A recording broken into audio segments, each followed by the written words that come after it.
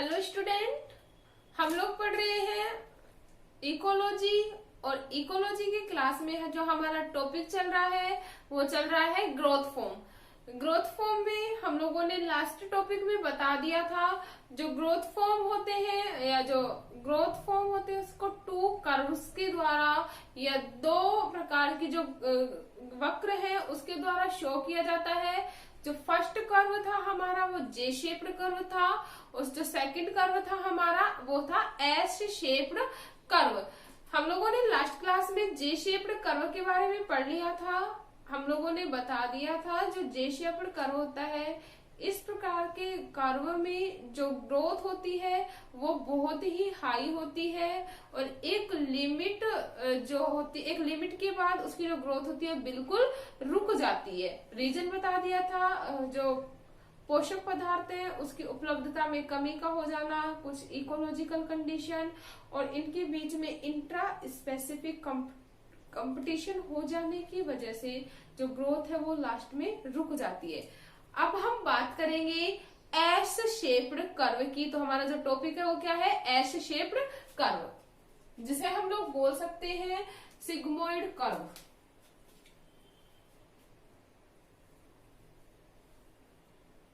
Topic है अपना growth form.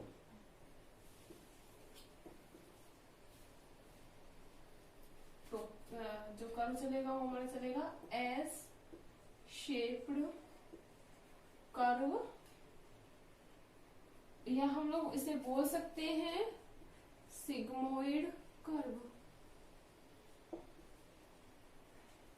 तो फर्स्टली हम लोग जान लेते हैं what is S shaped curve.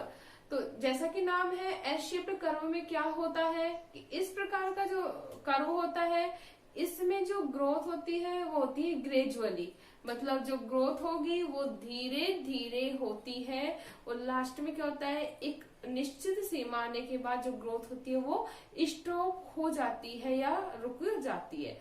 इतना क्लियर है?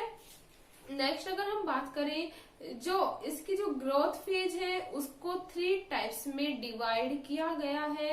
एस शेप की ग्रोथ फेज को हम लोग जानते हैं ग्रोथ फॉर्म में हम क्या पढ़ेंगे? वृद्धि प्रारूप, मतलब जीव के जीवन चक्र के बारे में पढ़ा जाता है कि ग्रोथ फॉर्म का क्या इफेक्ट पड़ेगा पॉपुलेशन डेंसिटी के ऊपर। तो जो एस शेप्ड की जो ग्रोथ फॉर्म है उसको 3 फेज में डिवाइड किया गया है। कौन कौन सी वो देखते हैं।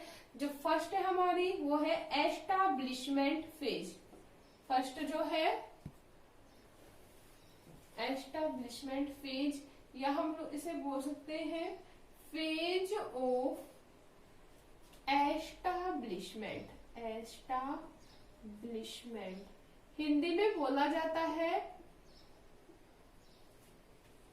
स्थापन अवस्था या स्थापन की अवस्था। ठीक है। सेकंड अगर हम बात करें तो जो सेकंड फेज होती है वो होती है phase of exponential growth. Phase of exponential growth. ठीक है। या हम इसे बोल सकते हैं धनात्मक अवस्था या phase of positive acceleration. Phase of positive acceleration, धनात्मक अवस्था भी हम बोल सकते हैं। और थर्ड अगर हम बात करें तो वो होती है फेज ऑफ नेगेटिव एक्सीलरेशन या नेगेटिव एक्सीलरेशन फेज। तो जो थर्ड होगा अपना वो है नेगेटिव एक्सीलरेशन फेज, या हम लोग बोल सकते हैं ऋणात्मक अवस्था। क्या बोल सकते हैं? ऋणात्मक अवस्था। सेकंड अपनी धनात्मक अवस्था, धनात्मक अवस्था। और जो थर्ड अपनी वो है स्थापन अवस्था। क्लियर है? तो कितने पार्ट्स में डिवाइड किया हुई एस शेप की जो ग्रोथ फॉर्म है या एस शेप्ड कर्व की फेज को कितने पार्ट्स में डिवाइड किया? 3 पार्ट्स में। कौन कौन सा? Phase of establishment, phase of exponential growth, और जो थर्ड है या हम सेकंड फेज को बोल सकते हैं फेज ऑफ पॉजिटिव एक्सीलरेशन, और जो थर्ड है हमारा वो है phase of negative acceleration. Clear है? तो हम बात करते हैं फर्स्ट फेज की। जैसा कि नाम है स्थापन की अवस्था, मतलब इस अवस्था में it is the first phase of S shaped curve. It is the मतलब यह प्रथम अवस्था होती है किसी भी पॉपुलेशन की स्थापन की अवस्था जो होती है वो कौन सी अवस्था कहलाती है? प्रथम अवस्था कहलाती है। इस अवस्था में क्या होता है कि जो कोई भी जो जीव होता है वो नए आवास में आकर स्थापित होता है। इतना क्लियर है? नई वातावरण में आके स्थापित हो रहा है तो सिंपल सी बात है, तो उसकी ग्रोथ में क्या लगेगा? टाइम। मतलब इस अवस्था में जो ग्रोथ होगी वो बहुत ही स्लोली होती है। क्लियर है? रीजन क्या है? कोई पर्टिकुलर एरिया है, खाली है, उसमें कोई जीव आके रह रहा है, वातावरण की जो अवस्थाएं हैं या वातावरण की जो परिस्थितियां हैं वो अभी उस जीव के फेवरेबल नहीं है। जो जीव होगा वो धीरे धीरे अपने आप को क्या करेगा? स्थापित करेगा। इसलिए इस अवस्था को क्या कहा जा रहा है? स्थापन की अवस्था। इसमें ग्रोथ जो होगी वो क्या होगी? बहुत ही स्लो होती है, या हम बोल सकते हैं ना के बराबर, लेकिन कभी भी नेगेटिव नहीं हो सकती। क्लियर है इतना? नेक्स्ट अगर हम बात करें फेज ऑफ एक्सपोनेंशियल ग्रोथ की, या हम लोग बोल सकते हैं फेज ऑफ पॉजिटिव एक्सीलरेशन या धनात्मक अवस्था। जैसा कि नाम है फेज ऑफ पॉजिटिव एक्सीलरेशन की, धनात्मक अवस्था। धनात्मक मतलब ग्रोथ क्या होगी? Increase. It is the second phase of S curve. क्या है ये? एस कर्व की द्वितीय अवस्था है। इसमें क्या होता है? अभी कोई समष्टि है आकर स्थापित हो गई, इसमें जो ग्रोथ होती है वो बहुत ही फास्ट होती है। स्थापित हो गई, अभी जो एनवायरमेंटल कंडीशन है वो काफी फेवरेबल है। एनवायरमेंटल कंडीशन फेवरेबल होने की वजह से जो जीव होगी उसमें जो वृद्धि दर होगी वो सबसे ज्यादा होती है। हम दूसरे शब्दों में बोल सकते हैं जो फेज ऑफ एक्सपोनेंशियल जो ग्रोथ है इसमें जो जीव की जो वृद्धि होती है वो सेम जे शेप कर्व की तरह होती है, मतलब फास्टली ग्रोथ होती है। इतना क्लियर है? ये था हमारा फेज ऑफ एक्सपोनेंशियल। इसमें क्या होगा? प्रजनन जो होगा, रिप्रोडक्शन होगा वो भी ज्यादा होता है, जीवों की जो संख्या होती है वो भी ज्यादा इंक्रीज होती है।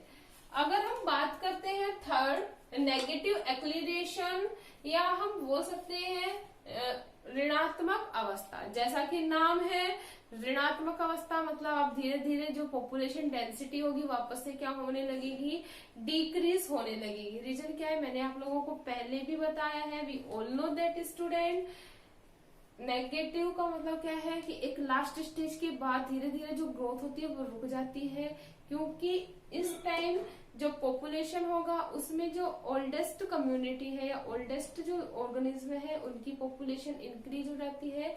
साथ ही साथ पॉपुलेशन साइज इंक्रीज हो जाने की वजह से जो एनवायरमेंटल कंडीशन होती है वो भी धीरे धीरे पॉपुलेशन साइज इंक्रीज हो जाने की वजह से जो फूड होता है उसकी कमी आने लगती है, पर्याप्त मात्रा में जीव को भोजन नहीं मिल पाता है। सेकंड अगर हम बात करें हैबिटेट की, तो पॉपुलेशन को पूर्ण रूप से आवास भी नहीं मिलने के कारण जीवों की धीरे धीरे क्या होने लगती है?